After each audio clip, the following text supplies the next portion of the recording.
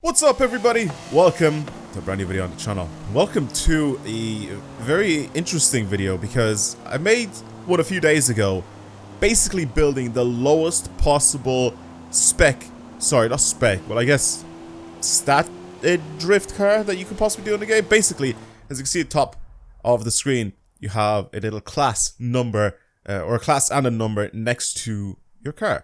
Basically, this meaning how high or low the class of car that you're driving is. So this one is S2 963. This one is S1, which was lower, 836. So the lower the number, the I guess lower class your car is. Now, like I said, the car that I've built a few days ago, I tried to see if I could drift a D100, which is the lowest possible class of car that you can have in this game. And I wanted to try to see if you can drift one of these. And I ended up building this thing here, the VW Caddy or the VW pickup.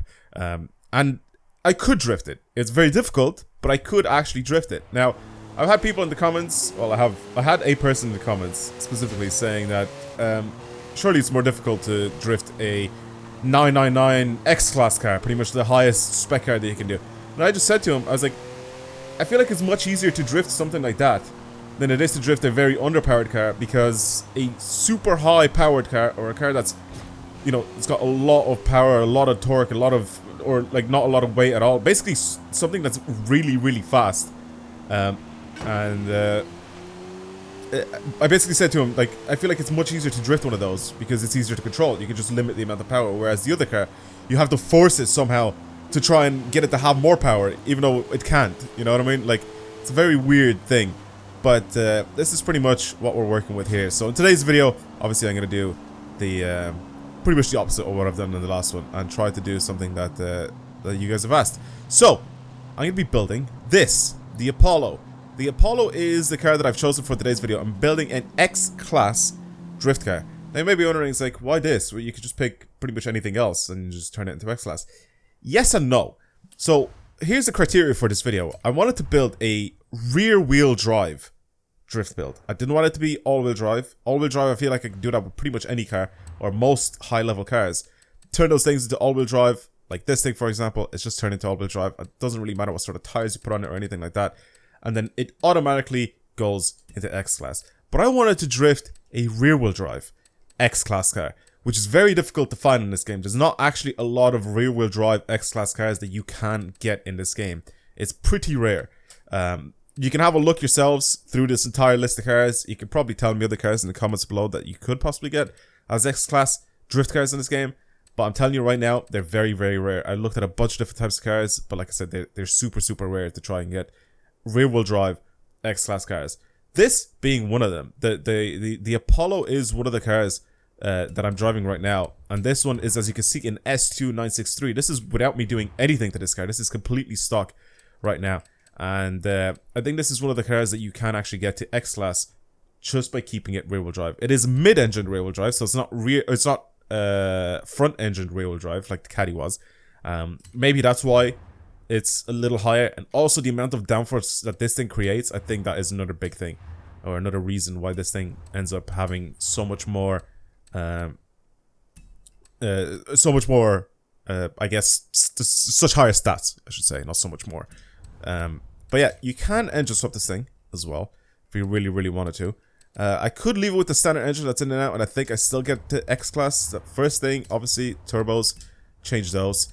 Then we go to the tires. Again, these are something, this is something that I'll have to figure out later on with the tires, because I need to have grippy tires, but at the same time, I need them to not, like, if I could try and not have race tires on this, I probably would.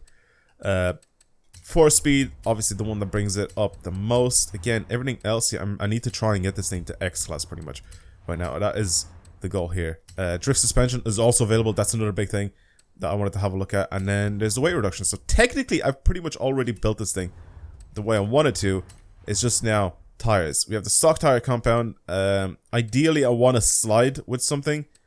I may have to keep the stock tires in check. As you can see, as soon as I start picking anything else, because I'm pretty sure I'm on race tires right now, or slick tires right now with this car, so it has a lot of grip, but I kind of feel like I want slightly less grip with this thing. The only problem is if I do that, and then my stats immediately drop. And that is one thing that I have to really pay attention and try to mess around with and see what happens if I can change anything. So I technically do want slightly less grip, but at the same time, like, see, like, cause like my handling goes down here from 9.7 to 9.2. If I do this, like, if I give it wider tires, it'll be more grippy. I don't know. If I pick the drag tires, it goes down by a lot. Not like the most, I think, 935. Which these would be very good for going sideways, but I can't really do anything there. We'll have a look anyway. As for our engine upgrades and stuff like that, I'm already at 1,000 horsepower. I feel like I won't really need it. The only problem is I feel like I'm gonna have to stick with the slick tires that this thing has right now, and that is the one thing that I feel like it's gonna struggle with getting those to slip the way I want to. So that is a bit of an issue there. This also brings everything up more, so I might as well just do that. Let's have a look here. If I engine swap this thing, obviously it'll go down. Let's see, has it gone up high enough that I can drop my tire? It has gone up high enough that I can drop my tire compound. At least change it to semi-slicks. You know what I mean? At least change to semi-slicks so I can have that 0.23 of a grip dropped pretty much. So obviously lateral G's would end up going down quite a bit here if I do that, which is kind of what I need. I need this thing to slip. I need the tires to slip. I don't need this thing to be that grippy. And again, I don't really need the power. Like, that's pretty much it. I think we're done with this thing. 1,500 horsepower. I have a good enough... like, lateral G's are still really high. I need to mess with a tune on this thing. Again, the gear ratios don't really matter too much, so the drift transmission is fine. I'll end up changing that regardless to whatever I want. So, we'll see how everything handles here. And how it works. I want to see what this thing drives like with, like I said, just super basic setup and like nothing really crazy added onto this thing. Again, just fully X-Class. Obviously we have the drift suspension on, which will help us a lot. And all I'm going to do now is just, yeah, the diff is already locked.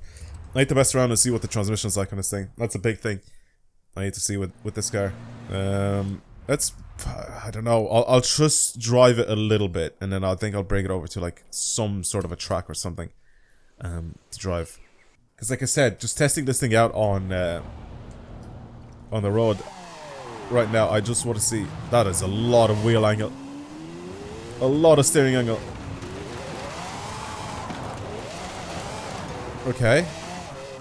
Pretty sprightly. Definitely wants to go sideways. See, this is what I mean. Like, controlling higher horsepower cars, going sideways is much easier. Ooh, and the way that this is mid-engine as well, it's even nicer.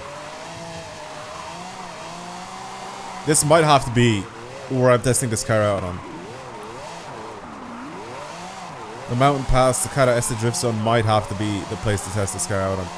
If I pick anywhere else, if I go on like a toge section or something, or like a custom track or anything that people have sent me, I honestly feel like this... I have to slow down so much with it. Like, this is good for like longer sections and that. Because of the power and weight and everything. Even the grip as well.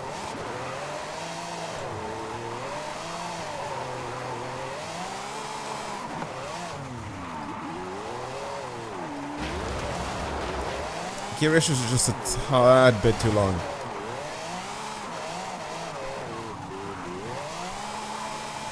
Okay, one sec. Let me mess with the tune. Right, I've adjusted it slightly. Not too much. Mostly gear ratios. And I want to have a look and see what this thing is like now. It should be good.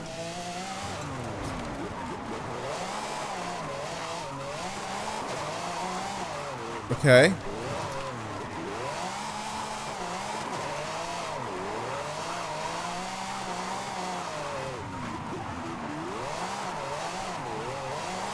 It's so easy. It's so easy to slide. Mid-engine rear-wheel drive cars are always an absolute dream to slide. They're so well balanced. Really nice cars to drive.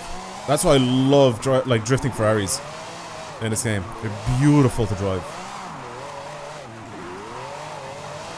458, 488, the Pista, all of them so lovely to drive. Super simple to slide. And this is basically a Ferrari. This is basically a Ferrari. I'm pretty sure that the standard engine that's in this car is the same as the LaFerrari's V12, if I remember correctly. Am I right in saying that?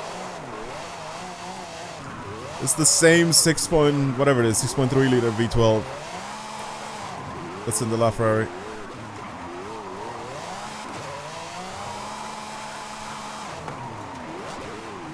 Even though it sounds like the Aventador engine in this now.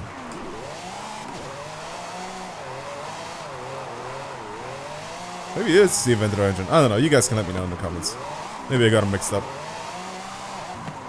This is a dream to drive. Like, it's so nice.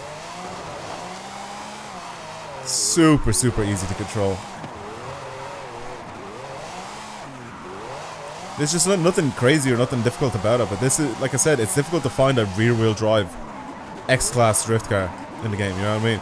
Even all the Formula drift cars and everything, you just don't. It just doesn't work. Like, you can't get them into X-Class. And this is one of the cars you can. But there's many times in this game where I have drifted or I have slid around in cars that have over like 1,500 horsepower. But a lot of the times they were all-wheel drive. And you maybe think, you know, why don't I just make it all-wheel drive and then just, you know, go to the torque distribution, just send all the power to the rear wheels. Because it doesn't work the same. It's not the same. Somehow the front wheels still get some power. It still drives a little differently. It's not fully rear-wheel drive. As much as you want it to be, it just isn't. I don't know, the game just doesn't make it exactly how you really want it to. You can't make it 100% of the power going to the rear wheels, even though that's what the stat says. If you want to test that out properly, put that diff on, right? Put the aftermarket diff on, whatever. Change it so 100% of the power goes to the rear wheels. And then when you go ahead and you hang off like a rock or something like that, like if you position yourself where all your wheels are up in the air and you start accelerating, you will see that all of your wheels will start turning when you're accelerating. It's just, like I said, it'll never be 100% rear wheel drive. Even though it's just a tiny bit of power going to the front wheels, it's still enough to change the way the car handles. But this is a proper rear wheel drive. But yeah, the mid-engine makes a world of difference. It just feels like an all-wheel drive car. Insane balance. You can send it in deep slides as well. And you can see it's just so easy to control. And catch it again. Keep it out wide as well. Yeah, it's really, really easy. How about, since we tested the caddy on that little track, I do the same thing with this guy. I feel like I'm going to be able to get around it a lot quicker than what the caddy did. I basically just want to see if I can not drive better, but how much better can I drive on this little track compared to the VW caddy, pretty much. So let's just have a look. Same thing, pretty much, except in a completely different car.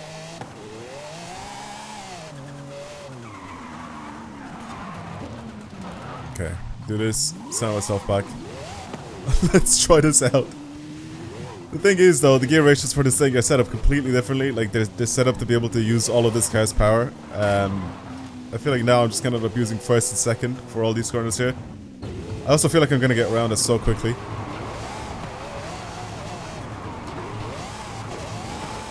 Ooh, I almost spun it. I almost spun it already. Jesus, okay. Okay, take my time, take my time, take my time. Again, having more power with this just means that I have to be careful with the amount of throttle that I use and the steering and everything. Whereas with the caddy, I sort of had to force myself to slide a lot. But this is a very challenging little section. And it's fun just to see what this thing is capable of, you know? Especially compared to the pickup.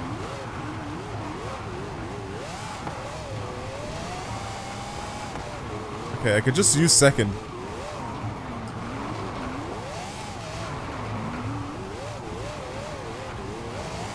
Trying to keep the whole run sideways as much as I possibly can.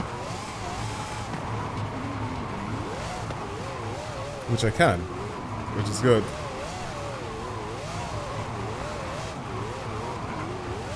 Lots of control over this. Like I said, you have to play with that throttle.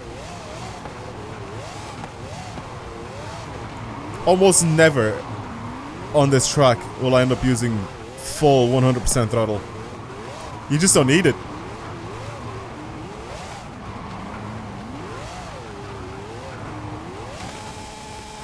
There, I have to use it. I have to like speed up as much as I possibly could. Probably should have just put it in third, and then I could have just done the same thing, but keeping it all in second. Like I said, throttle control is so key here. Oh, I lost that. I lost it. That was my fault. See what I mean? Like, put it in third, and it's much nicer for these longer corners anyway.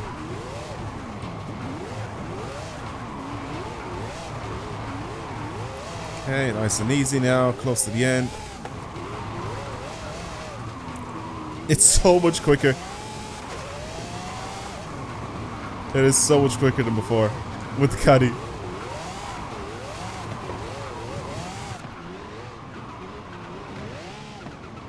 I also don't know the size of this thing. Plus, it's so cramped in here. Oh my god, I don't know. Oh my god, this is probably like one of the first cars that I cannot drift in cockpit view at all. God, that is so disorienting. Look how easy it is when I'm in the exterior view to play with this thing. As soon as I go to the interior view, I just don't see anything. It's so cramped in there. With that tiny windscreen and the tiny side windows. Oh, it's weird.